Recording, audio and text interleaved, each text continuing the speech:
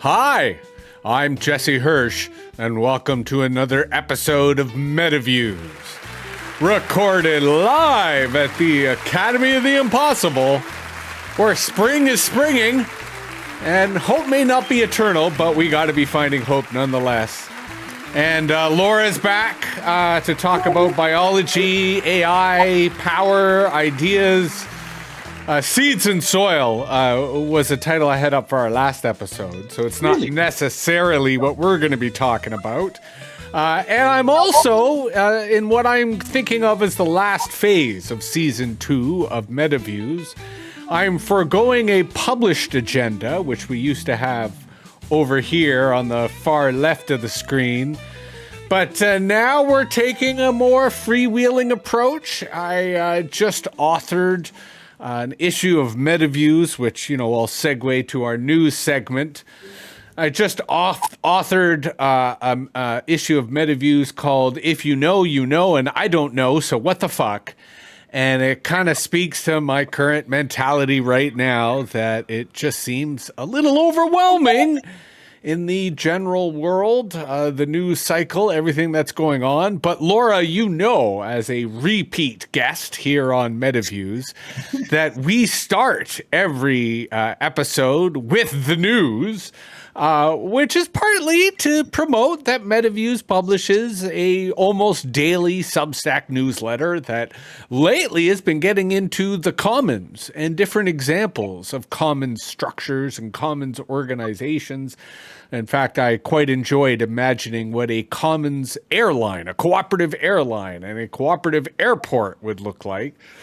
But enough about me and Metaviews. Laura, what do you got for us today? What news do you bring us? Either personal news, professional news, industry news, world views, Dutch news, Northern European news? Look, it's kind of unlimited. What have you been paying attention to that you think our audience should also be paying attention to? What I've been paying attention to is that the news is not worth paying attention to anymore. That is well said. Care to elaborate, please? Yeah, I'm noticing there's a lot of despair, a lot of finger pointing, a lot of, especially if you follow like US politics, it's just a whirlpool going around and round, and it's just like, why even bother? There's no point. The only news I think is worth following is either local news or not necessarily news, but just people who have something to say. That's really what I think, because the news, if I get most of my news just from like YouTube mostly, which is kind of weird, but it's kind of true. And it's a mess. It's just people having opinions, and then there's the left, and they're just like, oh, Trump did this stupid thing again. And I'm just like, yeah, we get that. He's he's a narcissist, he's a psychopath or whatever. Like, okay, what are we gonna do? And that's just missing. And the only thing that gives me a little bit of the only kind of news that really, really feels worth watching at all is any news, when it comes to American news at least, is any news concerning Bernie Sanders and AOC. I think they are doing the right thing. They are just, communicating clearly. They have a pretty strong idealist view of what we can do. They bring people together, have a strong voice. They're making things happen. They're making people, meet up, and I like that. Well, and to your point, they are doing something in that they're mobilizing. I sort of see them playing two roles. On the one hand, it is kind of therapy, like they're engaging in these mass therapy where everyone's coming together. Because to your point, the news is freaking them out. Right? They are getting induced with a lot of fear and anxiety. So they come together in these mass gatherings, feel good to be amongst each other, And they're mobilizing towards either an electoral or even a protest response to what we're seeing. And you also said something I want to tease out because I think it's quite significant, that I think all of us in the process of wanting to be informed, we're bypassing the news. We're even bypassing institutions, and we're seeking out other people. And this on a base level is journalism. Like, this is what journalists used to do, is they would cultivate sources. Like, if you are a local journalist, you would cultivate sources in City Hall. You would cultivate sources in the police, in the hospital, in the Board of Education, and they would let you know what's going on and you'd write about it. But now we all got to do that on our own. And we're all kind of doing that as citizens, desperately trying to be informed. So I wanted to ask you a follow-up, kind of as a focus on that, because you said something in particular that I think is also borderline universal, which is local news is the exception to the rule, right? That, you know, a global news, national news, industry news, it all tends to be kind of corrupted. It all tends to kind of have a bullshit agenda to it. But local news is the kind of thing we all crave. We all really want to know what's happening in our backyard.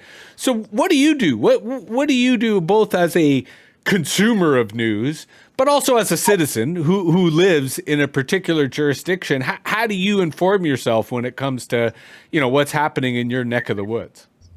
Well, like local news is usually just like the local media, like the newspaper and that kind of stuff, and that's good. We get it, and I read it, and it's just like, okay, this thing happened, that thing happened, but that's do you follow like a local subreddit or something, or like is there a digital equivalent that also helps you to stay informed outside of the traditional news institutions? No. What I'm really doing is actually just meeting people and talking to them. Like, I just go into places and talk to people and be just like, hey, what's going on?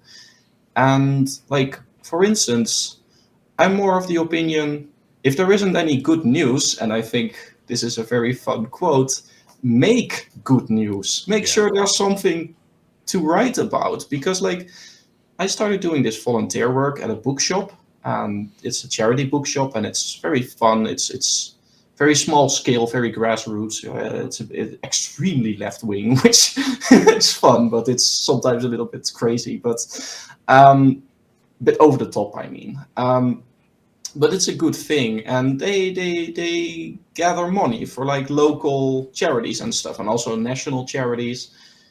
And like a few weeks ago, we had our yearly event where we give our checks to the charities, and we gave 4 checks, each 4,000 euros. You know, to like a local organization that gives soup and food to homeless people, local organization that makes sure that people can have experiences and can do sports and that there's like activities to do, and for like the armoedefonds, like the poor people. Yeah, that's a bit. How would you say that? Like poor people fund and that kind of thing, and also just the food bank, if that's called the same in English. Yeah. So that's local news, and it's amazing. And I'm just there, and I'm just like, why is there no journalist here? Like, this should be in the newspaper, right? This is the kind of thing that's great. This is the tragedy, right? In the sense that we are all now citizen journalists. And you as the participant, you as the member of the community are learning a lot. And I assume you're also learning the organizations that you're giving the money to. You're at a basic level learning about what they do and learning about the work that they do. So I agree with you that it's a shame that there isn't a vibrant news industry that would be there and covering that. They would rather cover the car accident. They would rather cover the robbery, right? Or the crime. I mean, I do want to say, like, in the Netherlands, I think it's more a case that there was just not someone there, and not necessarily a problem that our news industry is that corrupt, because it isn't. Our news is, I mean, there's a lot of bullshit in the media, blah, blah, blah, but we have a pretty decent news industry. Right on. Yeah, so we definitely have critical news institutions. We have like Radar, we have Nieuwsuur. That's just names of. There's another one. that really are looking at like, hey, there's something stupid going on. Let's look into it. Like, for example, this beautiful example, and I wish this was the case for like American news or like global news, but there was this example of there were these these cloves deposit containers, Yeah. and they were found by some local citizen who got appointed a role by the municipality to take care of like deposit boxes. And she was like, hey, that one shouldn't be there. And then some investigative journalists, they went after it, and they found this whole criminal organization that like shipped these clothes and pretended it was for like good charities and stuff, but it wasn't. And I'm just like it's criminal, it's bad, but just like 5 people, and it's probably not €1 million a year. Like it's Well, it's a small time scam, but I would point out it's a global scam because that same scam happens here. And that doesn't mean it's large, because most scams nowadays are open source. You can learn about them online and then do that scam in your area or in that community. So you're correct in noting that it's probably petty crime, but it's interesting the way that people learn about it. Yeah, although it is interesting that there's a larger culture of journalism in Europe that, or at least in the Netherlands, that you feel is still stable and healthy. Yeah, that's definitely good. Like this kind of stuff, it feels so. It's so beautiful because they have this old lady and they film her and portray her in a way as like being some local hero, while what she does is literally just watch garbage containers and stuff like that. It's lovely, it's wonderful. It's like interviewing your neighbor about her plants, about her flower garden or something. It's beautiful. I love it so much, and that's really the kind of thing that I wish we had more of. And well, but to go to our kind of original point and to close it off, we can have more of it. Yeah. If people create it. Like I've been a media professional, quote unquote, for over 30 years. And I'm currently experiencing the greatest success of my career via videos of one of my dogs and my goats, which has really been performing well on various social platforms. I never would have thought that it would be animal content that would be my most successful creation. But to your larger message, it brings people joy. And that's what people are consuming, and I shouldn't judge that. I should be grateful that my work is getting an audience of millions.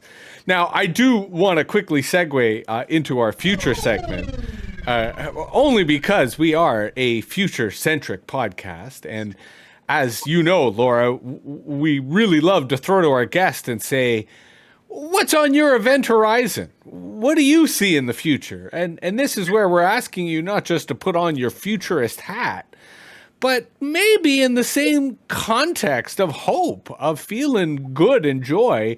We've been talking about the news and how the news should be sharing these stories that are not just locally relevant, but kind of uplifting. Do you think futurists should have a similar lean towards helping people imagine more positive futures? Yes. Yeah, I think there's a lot to say about that. Like how, for example, scientific fiction, sci-fi, always played a role as sort of the future informant, imagining futures that are plausible or maybe not so plausible, but and then recently had the opposite in like Black Mirror and stuff like that, imagining futures that are awful, or more classical examples of like 1984, Brave New World, and that kind of stuff. But I believe like there was this movement, solar punk, and I believe that's the way forward. Like it's so good, but it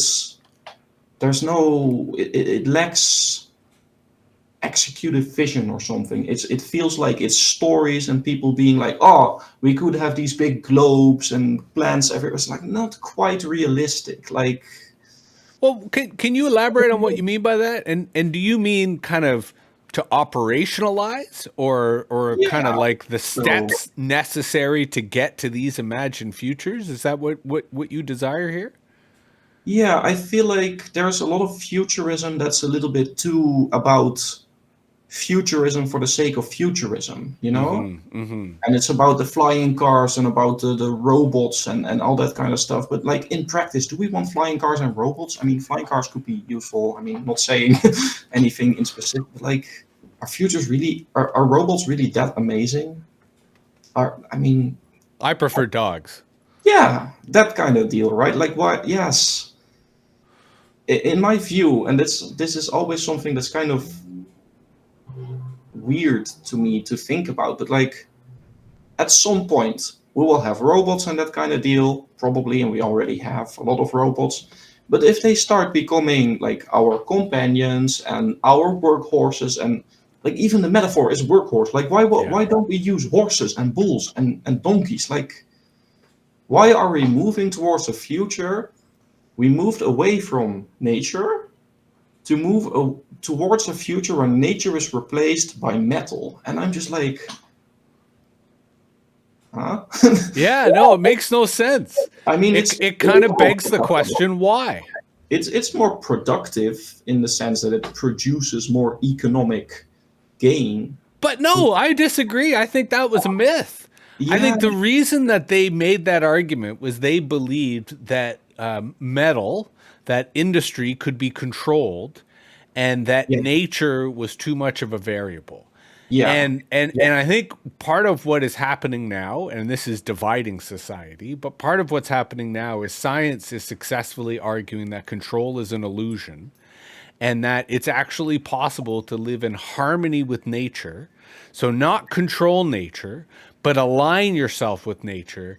And yeah, that leads to unprecedented abundance and prosperity and growth, if that is what people desire. Growth in the sense of growing lots of food.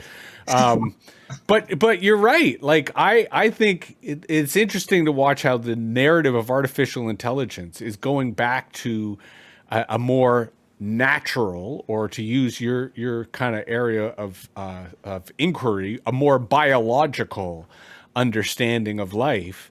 And that fundamentally suggests that maybe, and I'm what I'm about to say, I don't believe. This is what other people mhm, believe, mhm. that maybe AI cannot be controlled because it will come alive and it will become something that is beyond our understanding, beyond our grasp.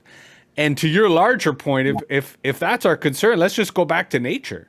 We know we can't control nature, but it's much better to be, I think, living with horses than it is to be living with robots. We're digressing, but am I vibing with what you're Yeah, no, talking but about here? that's a really good way to say what I'm saying, to frame what I'm saying. Yeah, definitely. It's if it's really about like, hey, we will lose control of AI and that's a concern, then like, why make it? Like, Yeah. the whole point of this industry thing and everything is control. And I'm reading a little bit of political history and that kind of stuff, and it's just like, isn't that the whole deal about the Renaissance, that we can use math and science and reason and rationality to control our environment, and that works to an extent? And I'm just like, but does it really? Because, for example, one of my favorite books is Seeing Like a State. I don't know if you've read it. It's amazing. It's just like, how do governments and states look at a country or a nation, and through the process of standardization, of like standardization in terms of currency, like each village didn't have an own currency. It had like, this cost free chickens, that costs, like so much land, blah blah blah. And each village or each location has like a different geography, and the one is like flat and the other has like a lot of water. So even a square foot isn't a square foot because the soil is different, the geography is different, blah blah blah blah blah. Okay, now, well, there was some part of history in there that intrigued me so much, and it was the most German thing I've ever heard. And I don't think anyone will ever out German them, this part, and that's the idea there was this scientist, and he was like an informant to government, I believe. I'm not sure, but he definitely had policy level influence. And he came up with the concept of, brace yourself, the Normalbaum. And that means the normal tree, like the perfect average tree, the commoditization of trees. And the idea was, let's plant a grid of trees. Each of them should be exactly this height. They should be exactly this big. They should get exactly this amount of watering every so often, this amount of light, and then we can reap the benefits every year or whatever. And there will be no squirrels, there will be no, all that kind of stuff. And that worked for a few years, and then it didn't because there were no trees growing there, or like a forest fire happened and the whole forest is gone and nothing returns, and it just turns into a desert. Yeah. And we still sort of have that here in the Netherlands and in Germany. Not everywhere, but that still happens. But the mentality is still there. The belief that if you can standardize, if you can optimize. Not just the mentality, but the literal Normalbaum forests are still a thing here. And what's the consequence, or what is the labor involved in keeping or maintaining this kind of standardized forest? Well, because it can't be easy, to your point of it doesn't take long for it to all unravel. Yeah, no, the whole thing is it feels like nature, but it's extremely fragile. It's not. I mean, it's just traditional farming, and it sort of works and blah blah blah. I mean, the same way America's obsessed with lawns, which is a kind of agriculture, a kind of monoculture. Yeah, it that has a whole industry, a whole machinery and chemicals and practices, all just so these people can have their little bit of agriculture that appears, homogenous, right? Or monocrop. Yeah. It's weird. Yeah, and that's something else to talk about. But the whole thing is just like it involves a lot of labor. And when I think of a future, if we really want to think about futurism and where I stand, I'm very optimistic about what AI could be and what robotics could mean in our future. And what I am seeing there, and I really think I should maybe, write this down a little bit and make a bit of a vision, but what we can have is extremely diverse ecosystems with just natural, very natural, biologically diverse, return to nature, basically. However, because our tools have never been good enough for like getting all the diverse food from there, the whole advantage of this standardization is you can just go through with one standard tool and you get like kilograms, thousands of kilograms or whatever of maize or corn or whatever. Yeah. But if you have a very diverse forest, you need many tools, right? Or it's really difficult, and even with animals, it's not really possible. But you can have robotics, you can have drones and that kind of stuff. You can actually make this happen in the future. We can make robots that can do diverse tasks. And I think the tension you're describing is standardization seeks simplicity, yet nature is about complexity. Yes. And we now have increasingly access to tools that allow us to deal with complexity while still meeting our needs. And I want to use that as an opportunity to segue us into our feature conversation. And because you reminded me why I really enjoy our conversations and why I think you're absolutely brilliant and you should be writing down this stuff more. But until that happens, you're coming on to Metaviews and having conversations with me. So at the very least, we can put this stuff on YouTube and have it on the record. Yeah. You have to forgive me here. I'm currently, I did a travel. I had to go to Spain for a little bit of work over a week ago, and my brain has still not recovered. I do have kind of long COVID in terms of a recurring brain fog.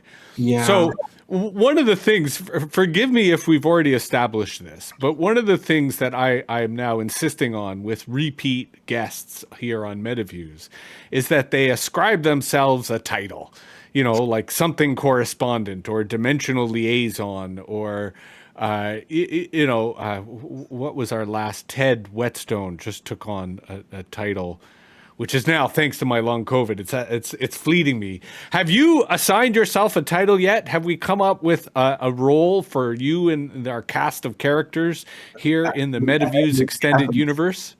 No, we absolutely haven't. But I have been thinking about it, and And it should be intuitive, right? I want it to speak to some deep sense of mission, of purpose within the Metaviews, milieu. Please. yeah, I'm sort of ashamed to say it, but it's kind of funny. Like, I have been thinking a lot about purpose and vision and goals in life and that kind of thing. And let's just say, let's not take this too seriously, but like the goddess of chaos, complexity, and contradiction. I love it. Yes. And to your point of silliness, Mike Oppenheim, his self-title is Radical American Wackadoo. So there's room here. But please, for the record, repeat it. The goddess of, Chaos, say it again, full form. chaos, complexity, and contradiction. The goddess of chaos, complexity, and contradiction. Wonderful. Magnifique. I love it. That's the reality of our nature, and that's the reality we need to return to. Yes. And I don't think, and this is something I feel is very much a shame when I talk about return to nature, I don't mean go destroy, nuke the cities and regrow old growth forest and let's live as tribes people. I mean, we can do that and that will work. Yes. Well, the point that you were really hitting at in our future segment that I think you should unpack further here to this point, to what you just alluded to, is that we're at this moment where our technology is advancing rapidly. It's enabling our ability to deal and interface with complexity, while at the same time our instinct is bringing us back to nature. And a lot of different science is reminding us that the diversity and complexity of nature is what sustains us. So it really isn't an either or. With that said, please elaborate, because I think this vision you're providing really allows for us to embrace this technology and embrace nature, where it isn't a mutual exclusion. We're not giving up cities, but nor are we abandoning the countryside. So please go deeper with this metaphor.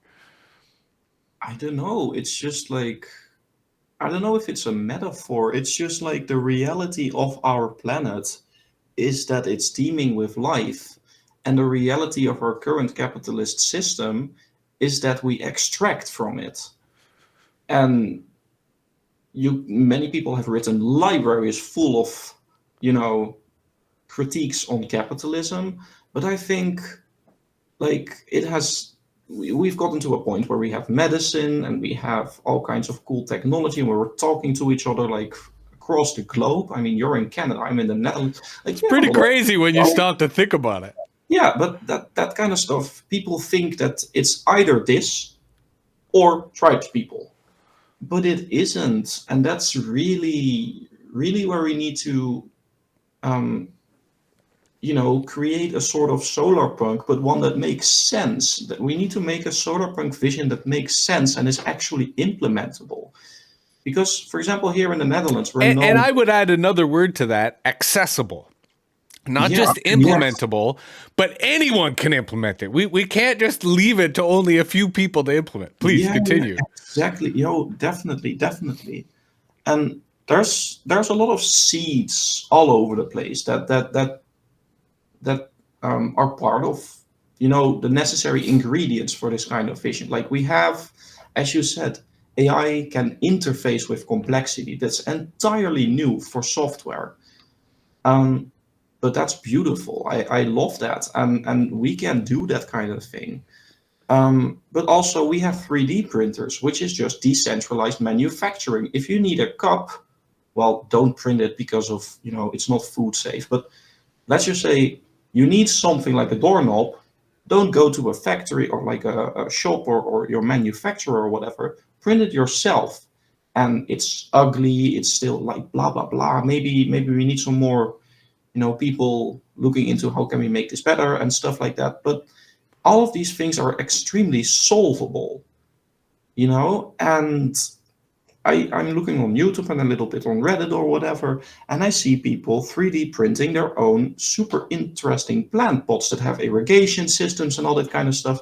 If you want to have that kind of a super complex, innovative, weird plant pot, that would have cost you €1,000 or $1,200 or that kind of thing. Let me take a quick tangent on something you alluded to there, which I think speaks to a larger psychology. And to use the doorknob as a kind of neutral example, imagine if the aesthetics around 3D printing changed so that it was so cool. And let's be even more utopian and say that the material being fed into the 3D printer was recycled material. Yeah. Right? And then the output of it was visibly a 3D printer.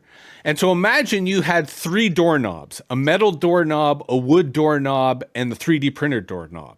Someone would be like, oh, cool, that's a 3D printed doorknob. Wow, awesome. And someone else might be like, oh, look, that's a wood doorknob. You got a carpenter to make it. Versus someone like, oh, man, you only had the metal one? That's lame. That's so 20th century industrial. Like, part of it is aesthetics. Part of it is culture, right? And the attitude that we bring to it. Go ahead. 80% of it is aesthetics. Like, when here in the Netherlands, maybe it is a bit different here in the Netherlands, and especially I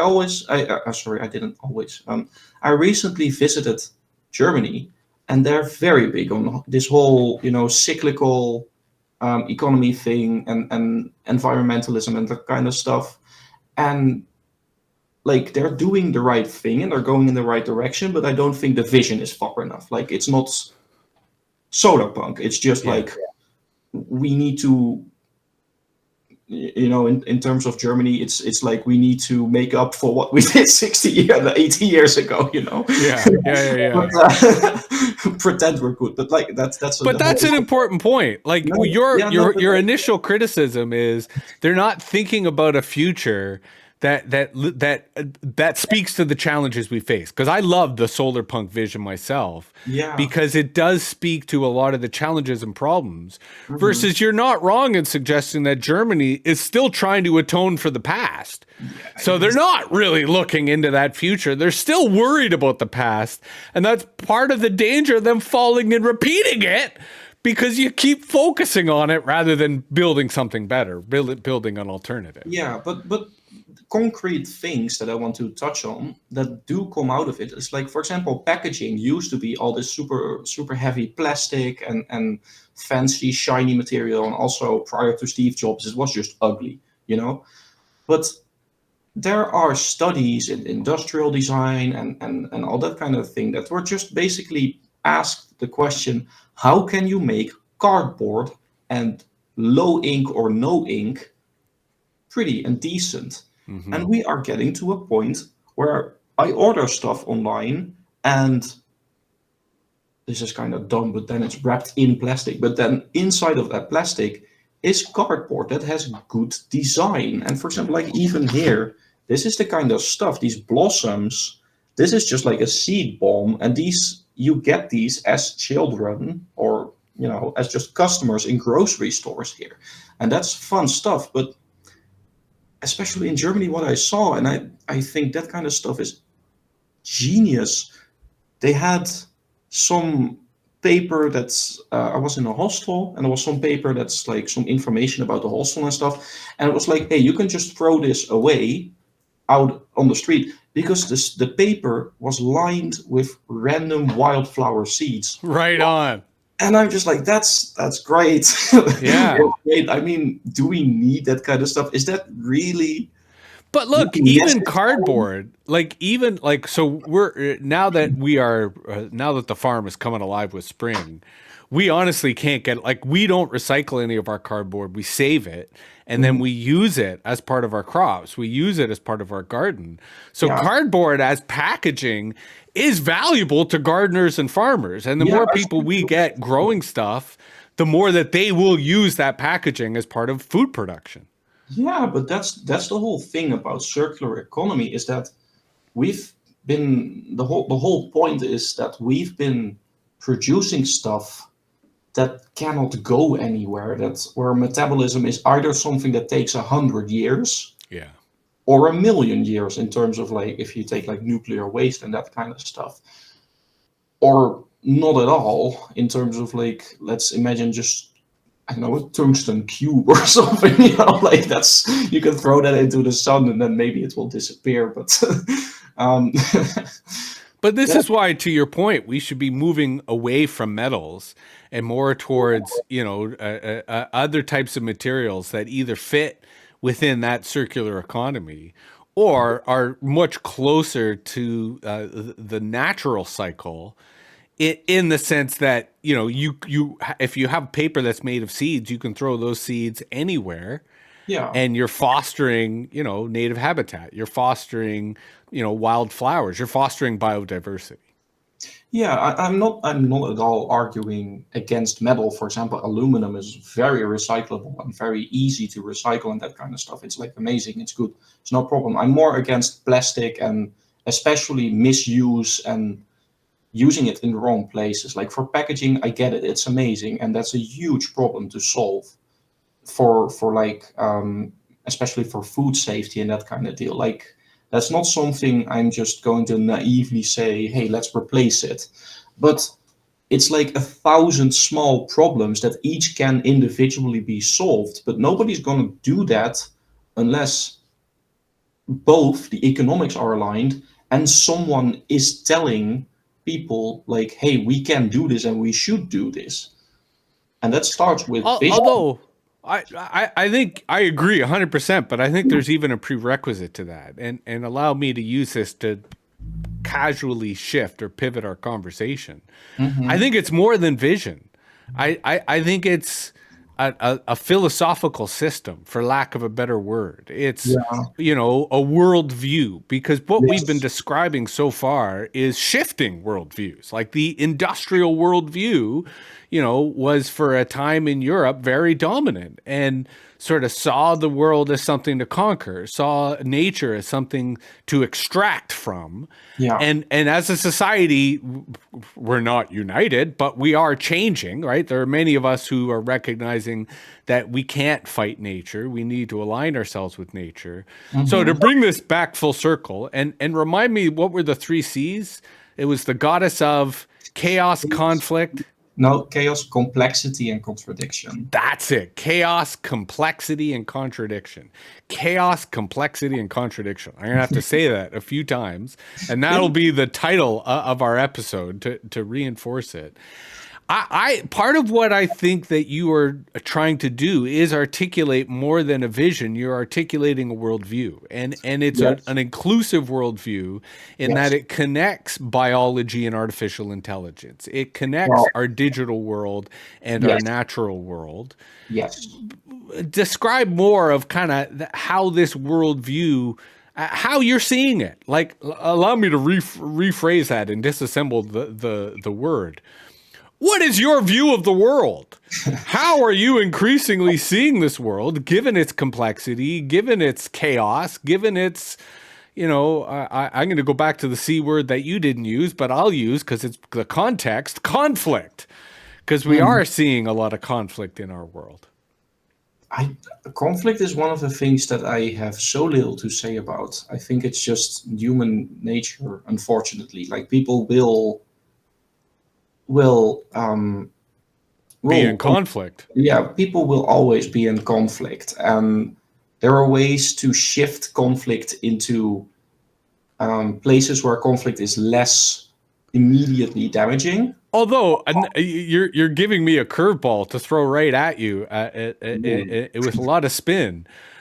In what? So I'm retracting my too broad conversation of what is your view of the world No, to I think, no establishing, although you can go to that anyway, to yeah, I can imagine. establishing a more direct question. What role does conflict resolution play in your worldview?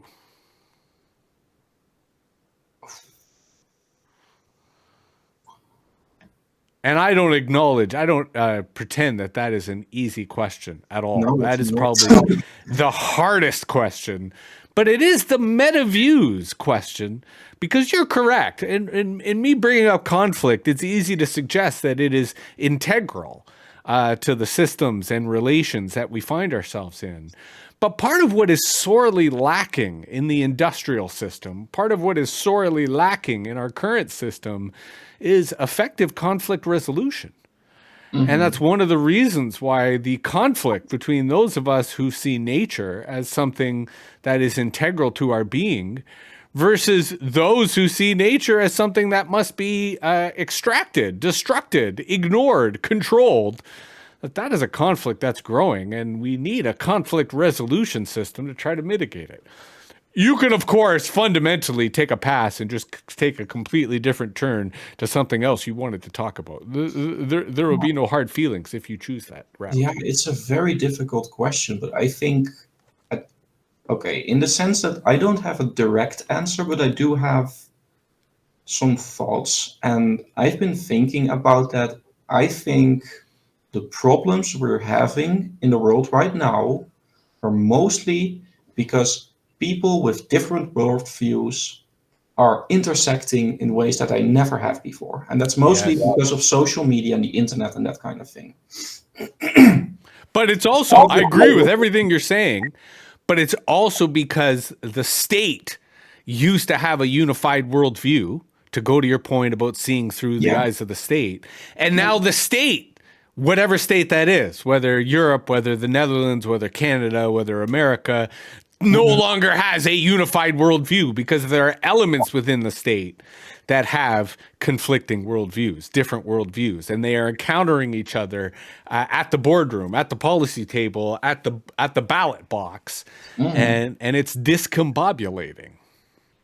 Yeah, no, I think definitely that the thing we need is a worldview for the world. And that's one of the craziest thoughts I've had. That's a meta view. Thank you very much. Yeah, no, but one of the craziest thoughts I've had is we need a new religion. Yes. We need a new religion.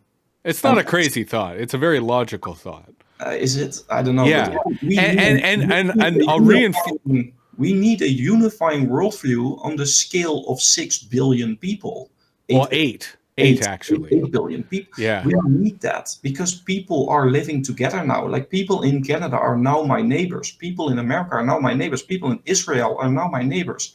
Even people in North Korea are now my. Well, North Korea is a little bit isolated, but But they they are are. technically your neighbors because I don't know if you've been following the news of the North Koreans who steal Western identities to work remotely for Western companies That's as me. a source of revenue for the North Korean regime. So you are not wrong in your assessment, and you did take the title of goddess. So that does entitle you to talk about a religion.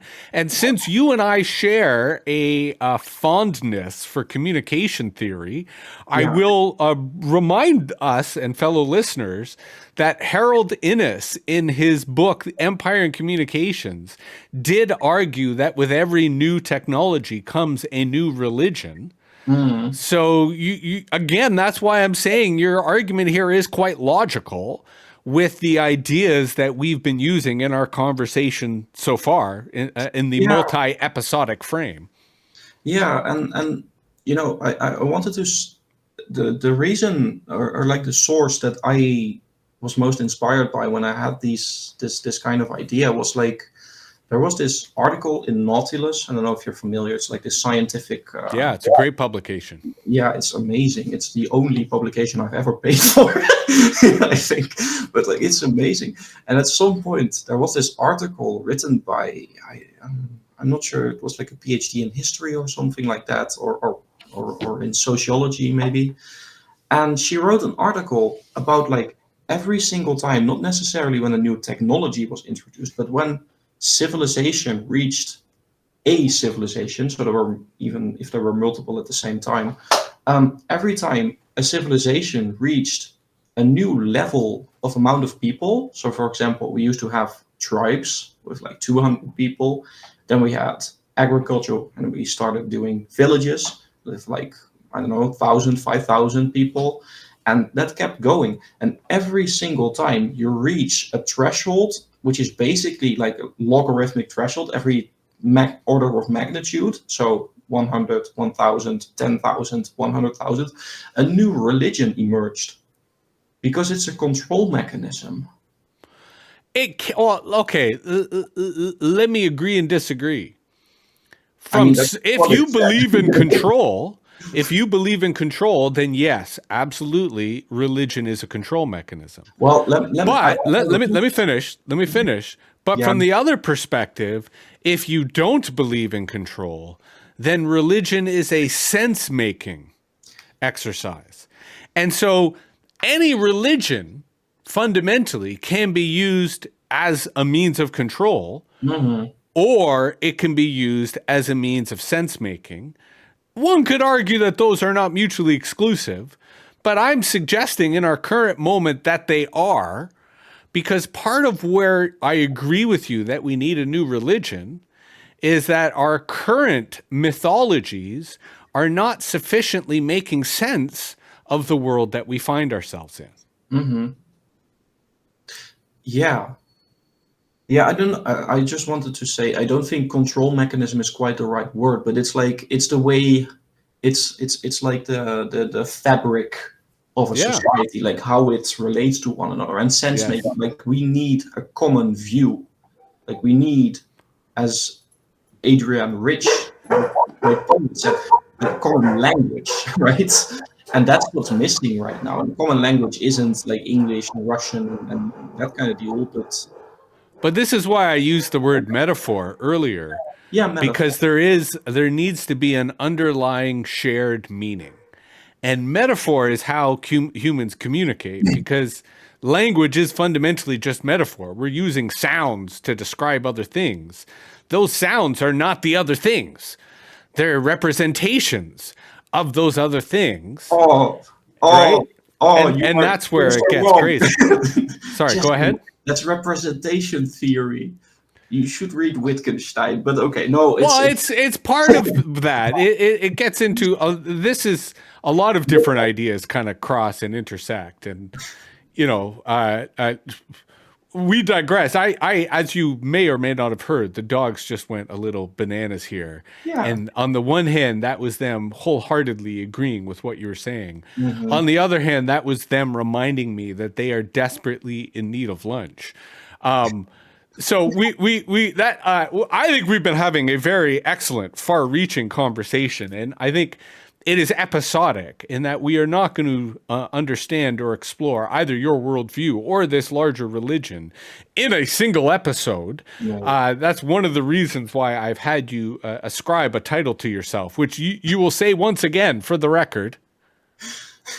Goddess of chaos, complexity, and contradiction. The goddess of chaos, complexity, and contradiction. Absolutely fantastic. And it brings us to our shout-out section of every Metaviews. And you kind of did shout out Wittgenstein, who we went into some detail last time, and I think we'll have to return to in future episodes. But is there another thinker, philosophizer, agitator, contradictory intellectual, doesn't necessarily have to be the latter, that you would like to share with us and our audience so that we might further prepare for your next visit here on Metaviews? Okay, yeah, if we're talking about biology and nature and that kind of deal, like I want to share a short little bit of context about like the 3 C's. Chaos is about chaos theory, which is a branch of mathematics. Complexity is also about complexity theory, which is systems theory and also a branch of mathematics. And contradiction is more just like, there are no real truths and that kind of deals, like postmodernism, blah, blah, blah. But I learned about this stuff through Robert Sapolsky, who has amazing lectures on biology on YouTube. And I mean, I'm the kind of person to go on YouTube and watch Stanford lectures for like 16 days in a row. You know, not everyone does this, but this is one I can definitely recommend because to anyone, almost anyone, because this is so approachable. He's so fucking funny too. He's hilarious. Like he's and he's an inspiring teacher, and he has a lot to say about like just the reality of biology, and just such an interesting guy to listen to. And I'm not sure he has that many super controversial or radical ideas. I mean, he does have one about law, but he definitely has a very comprehensive worldview that is rooted in biology, which is where a lot of my kind of thinking comes from. Right on. He's a great inspiration for sure, and he has an amazing beard. Very cool. Very cool. That's an excellent shout out. And as Harriet is basically standing here constantly trying to get my attention, letting me know that it is lunchtime, this has been another fantastic Metaviews episode. Thank you very much, Laura. Laura.fm is where you can find a little bit more about the goddess, but it sounds as if Metaviews currently has the gospel. That's where people can subscribe to us via YouTube, on Substack, on the audio podcast platforms. Laura, you do need to be writing and publishing, but if you want to talk things out here on Metaviews, we are privileged to be able to explore these ideas because they very much align with what we're doing here on the farm. Metaviews will be back again soon with our cast of characters. We're now really getting into some regular, brilliant people who can unpack and share their ideas on the podcast. That is very much the kind of vibe and philosophical approach, the school of thought that I'm interested in developing. But if you happen to be enjoying what you're listening to, give us a rating on the podcast platform you're looking on, or whatever platform, because apparently that helps with the algorithmic gods. But until then, we'll be back soon. Hope to see you again. Stay fresh, stay cool, and enjoy the soil, because that is the subtext for everything we're talking about, is the biodiversity of microorganisms that live in our soil. All right, everybody, take care.